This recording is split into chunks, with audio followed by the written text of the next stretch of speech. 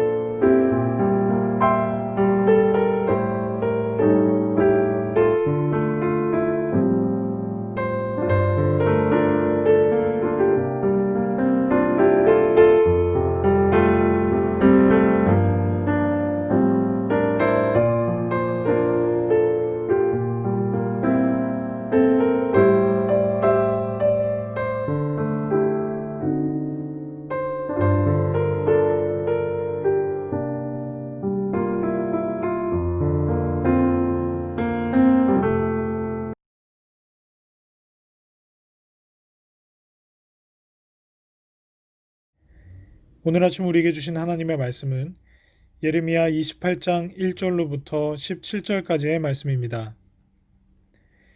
그해 곧 유다 왕 시드기야가 다스리기 시작한 지 4년 다섯째 달 기브온 아술의 아들 선지자 하나냐가 여호와의 성전에서 제사장들과 모든 백성이 보는 앞에서 내게 말하여 이르되 만군의 여호와 이스라엘의 하나님이 이같이 일러 말씀하시기를 내가 바벨론의 왕의 멍에를 꺾었느니라. 내가 바벨론의 왕 느부갓네살이 이곳에서 빼앗아 바벨론으로 옮겨간 여호와의 성전 모든 기구를 2년 안에 다시 이곳으로 되돌려 오리라. 내가 또 유다의 왕 여호야김의 아들 여고니아와 바벨론으로 간 유다 모든 포로를 다시 이곳으로 돌아오게 하리니 이는 내가 바벨론의 왕의 멍에를 꺾을 것임이라 여호와의 말씀이니라 하니라. 선지자 예레미야가 여호와의 성전에 서 있는 제사장들과 모든 백성들이 보는 앞에서 선지자 하나냐에게 말하니라. 선지자 예레미야가 말하니라. 아멘. 여호와는 이같이 하옵소서. 여호와께서 내가 예언한 말대로 이루사 여호와의 성전 기구와 모든 포로를 바벨론에서 이곳으로 되돌려 오시기를 원하노라. 그러나 너는 내가 내 귀와 모든 백성의 귀에 이르는 이 말을 잘 들으라. 나와 너 이전의 선지자들이 예로부터 많은 땅들과 큰 나라들에 대하여 전쟁과 재앙과 전염병을 예언하였느니라. 평화를 예언하는 선지자는 그 예언자의 말이 응한 후에야 그가 진실로 여호와께서 보내신 선지자로 인정받게 되리라. 선지자 하나냐가 선지자 예레미야의 목에서 멍에를 빼앗아 꺾고 모든 백성 앞에서 하나냐가 말하여 이르되 여호와께서 이와 같이 말씀하시니라. 내가 2년 안에 모든 민족의 목에서 바벨론의 왕 느부갓네살의 멍에를 이와 같이 꺾어버리리라 하셨느니라 하매 선지자 예레미야가 자기의 길을 가니라. 선지자 하나냐가 선지자 예레미야의 목에서 멍에를 꺾어버린 후에 여호와의 말씀이 예레미야에게 임하니라.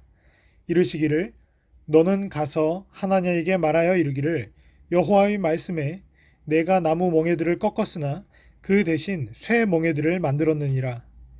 만군의 여호와 이스라엘의 하나님께서 이와 같이 말씀하시니라.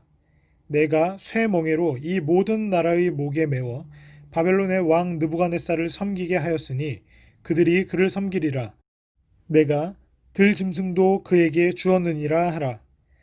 선지자 예레미야가 선지자 하나냐에게 이르되 하나냐여 들으라. 여호와께서 너를 보내지 아니하셨거늘 내가 이 백성에게 거짓을 믿게 하는도다. 그러므로 여호와께서 이와 같이 말씀하시되 내가 너를 지면에서 제하리니 내가 여호와께 패역한 말을 하였음이라. 내가 금년에 죽으리라 하셨느니라 하더니 선지자 하나냐가 그해 7째 달에 죽었더라. 아멘.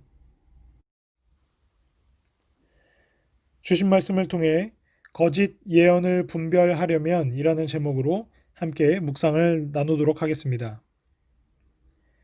유다가 바벨론의 포로 생활을 끝내고 돌아오는 때는 언제일까요? 귀환의 시기는 백성들에게 매우 중요한 주제였습니다.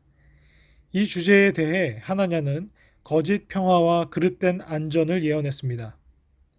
그의 예언은 사람들을 영적으로 오염시켰고 잘못된 길로 이끌었습니다.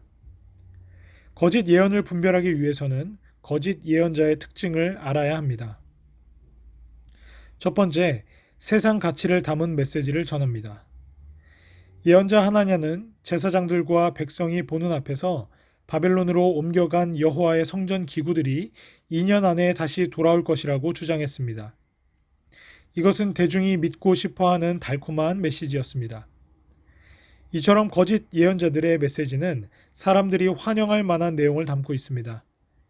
그들의 메시지는 사람들의 욕망, 즉 평화와 번영의 가치에 가장 적합한 메시지입니다.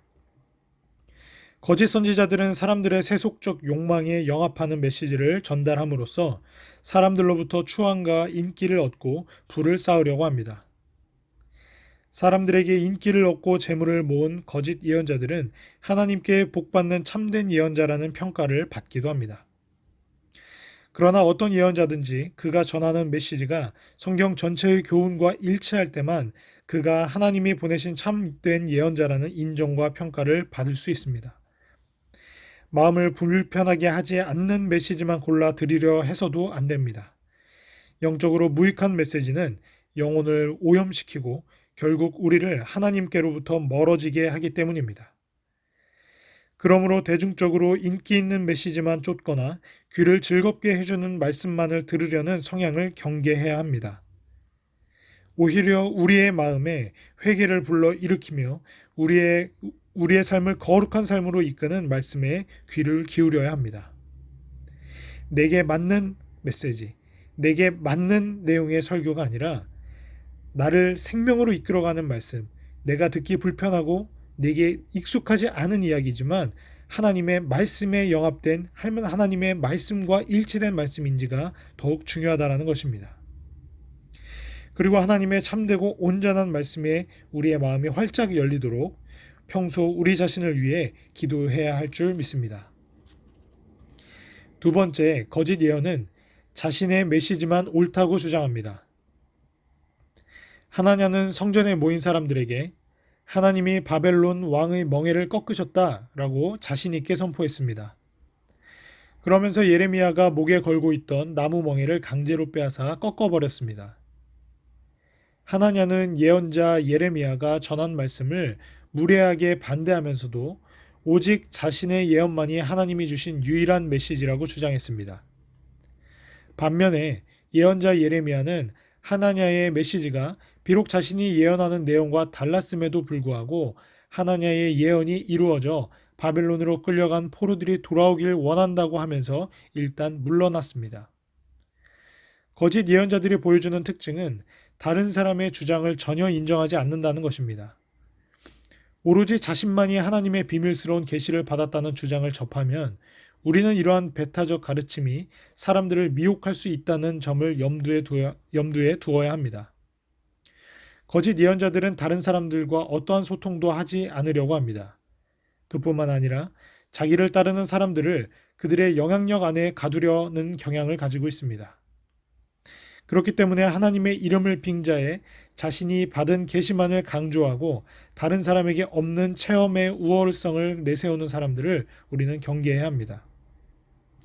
또한 우리가 다른 사람들에게 진리의 말씀을 전할 때도 하나님 말씀을 전하는 자로서 늘 겸손함과 신중한 태도를 결코 잃지 말아야 합니다.